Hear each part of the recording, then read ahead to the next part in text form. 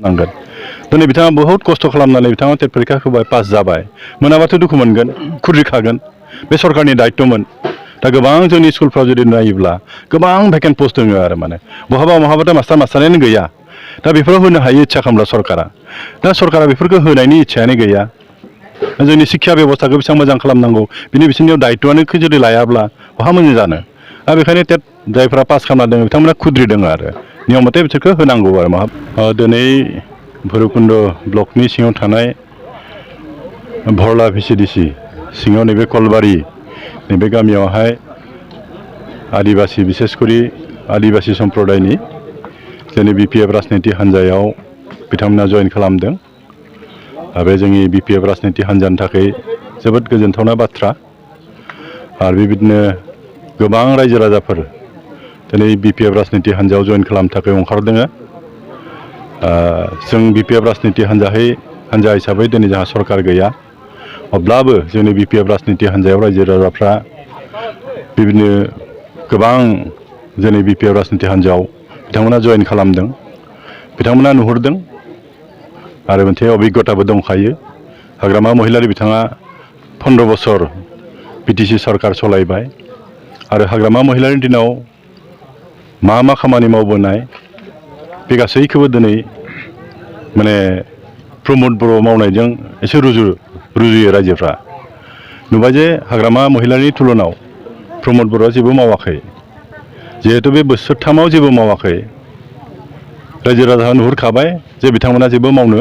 हानाय नंला आरो बिसोरजों थानानै जेबो लाब गैला बिसोरनियाव जेबो आसा भरसा गैलिया आरो बेखायनो बिपिएफ राजनिति हान्जाखौनो बिसोरो मोजां नुहुरदों आरो बेखायनो बिपिएफ राजनिति हान्जायाव बिथांमोना जइन खालामदों आरो दिनै सार नुनो मोनदों बिपिएफ हान्जाखौहाय इउपिपिएल सरकारा बुंबाय थादों गावसिनि मानसिखौनो जयनिं खालामबाय थादों होननानै खालामबाय थादों होनना बुंदों मा बुङो सार बेनि बेयावथ' दा नोंसोरबो नुबाय मिटिङावथ' नोंसोरबो दङमोन बिसोर गावसोरनो बुंदों जों थांनाय बाराव इउपिपिएल दंमोन होनना बिथांमोना स्वीकार खालामदों गावनो आरो जोंबो मिथिगौ बिथांमोना इउपिपिएल दंमोन बिथांमोना सिम्पल मानसि साधारन मानसि गोबां प्रलोभन बिथांमोना इलेक्सन सिगाङाव होदोंमोन गोबां परिबर्तन लाबोगोन होननानै न'खर साख्रि होगोन होननानै आत्महायगतफोरनो 75,000 कोटी थाखा होगोन होनना बुंनानै बिथांमोना बे बोसोरथामाव नुबाय जे थाखा फैसा होनायाथ' बादानो साख्रि होनायाथ' बादानो बिथांमोननि मोखांखौ बिथांमोना नुवाखै बिथांमोनखौ सिनायानो बिथांमोना दा बेखायनो बिथांमोना दुखु फोरमायदों दा बेखायनो बिपिएफआव जइन खालामदों जोंनि मानसिखौथ' जों मालाबा जइन खालामाखै आंथ' दिनै खैराबारियावबो दंमोन खैराबारियाव प्राय 1000 मानसि दिनै जइन खालामदों मैया कालाइगाव आं दंमोन कालाइगावथ' प्राय 1500नि बारा इउपिपिएल आरो बिजेपिनिफ्राय फैनानै जइन खालामदों बेथ' नंखाय नङा रायजो राजाफ्रानो नुजोबदों सिनाय मोनो मोजां मानसि जइन खालामदों बहा बिपिएफआ गावनि मानसिखौ जइन खालामो सार बेजों लोगोसे दायो जों नुनो मोनो टेट क्वालिफाइडनि थाखाय गोबां जायफ्रा माने एपइन्टमेन्ट मोननो गोनांमोन बिसोर गोबां खुद्रिसारबाय थादों धरना होनो गोनां जादों बेनि बेलायाव सार मा बुंनो सानो बयबो मोनसे आसा लानानै परिखाफोरखौ होयो आरो गभर्नमेन्टआबो कमिटमेन्ट होयो जे नोंसोरो जुदि मास्टार साख्रि मास्टारनि मावोब्ला टेट परीक्षा पास खालामनांगोन दिनै बिथाङा बहुत खस्थ' खालामनानै बिथाङा टेट परीक्षा होबाय पास जाबाय मोनाबाथ' दुखु मोनगोन खुद्रिखागोन बे सरकारनि दायित्वमोन दा गोबां जोंनि स्कुलफ्राव जुदि नायोब्ला गोबां भेकेन्ट पस्ट दङ आरो माने बहाबाथ' मास्टारानो गैया दा बेफोराव होनो हायो इच्छा खालामला सरकारा दा सरकारा बेफोरखौ होनायनि इच्छायानो गैया जोंनि शिक्षा बेबस्थाखौ बेसेबां मोजां खालामनांगौ बिसोरनियाव दायित्वआनो जुदि लायाब्ला बहा मोजां जानो दा बेखायनो टेट जायफ्रा पास खालामना दङ बिथांमोना खुद्रिदों आरो नियम मथे बिसोरखौ होनांगौ आरो महाबा बिथांमोनखौ एपइन्टमेन्टखौ होनांगौ प्रमद बर'आ बुंदोंमोन जेब्ला सरकार फैनाय सिगां बिथाङा बुंदोंमोन एजुकेसना फार्स्ट जागोन होनना बुंदोंमोन जेब्ला सरकार फैयोब्ला दा बिदि थिग बेबायदिनो बिसोरो खुद्रिबाय थादों अबाव फार्स्ट दा लास्ट जाना दं होनना बुंदों बेनिब्ला सार मा बुंनो सानो प्रमद बर'नि खोथायाथ' माथ्र' टेट टिचारफोरल' बुङाखै बिनि मोनफ्रोमबो खोथायानो मिसा बहाथ' हसा खोथा बुंदों बेलाय रायजो राजाखौ इलेक्सननि सिगाङाव मा बुंदों बेलाय बिराद गिदिर मोनसे परिबर्तन लाबोगोन होनना बुंदोंमोन बिटिआर सुक्तिनि जुगेदि गोबां जौगानाय खामानि जों मावगोन होनना बुंदोंमोन बिराद गिदिर अनुस्थान प्रतिष्ठाननि खोथा बुंदोंमोन न'खर साख्रि होगोन होनना बुंदोंमोन महिला आत्महायगतफोरनो 75,000 कोटी होगोन होनना बुंदों बहाथो होखो फालाय बिनि मोनफ्रोमबो खोथायानो नंखाय मिसा बे मिसलिया मानसिखा जोंथ' सिगांनिफ्राय बुंदों प्रमद बर' सासे बिराद मिसलिया मानसि बिनि खोथाफोरखौ बिसास खालामनाङा दाथ' प्रमान जाबायना जों बुंनायफोराबो दा बेखौ रायजो राजाफ्रा नुखाजोबदों मिथिखाजोबदों बेखायनो बिसोरनि सायाव दायो रायजो राजाफ्रा इतिमধ্যে खुद्रिबाय आरो बेखौ रावबो होबथानो हानाय नंला आरो माने दा प्रमद बर'आ प्रेस मिटनि गेजेरजों बुंदों दा बेबायदि साख्रि थिसननोब्ला जोंनो फार्स्ट प्रायरिटि जोंनो एसआइ नांगौ होनना बुंदों स्टेटमेन्ट मोनग्रोनांगोन होनना बुंदों बेनि बेलायाव सारा मा बुंनो सानो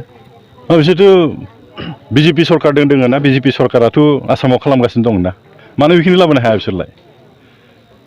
पस्ट बहुत खालि दङ ना आसामावथ' गोबां जायगायाव एसआइ दङ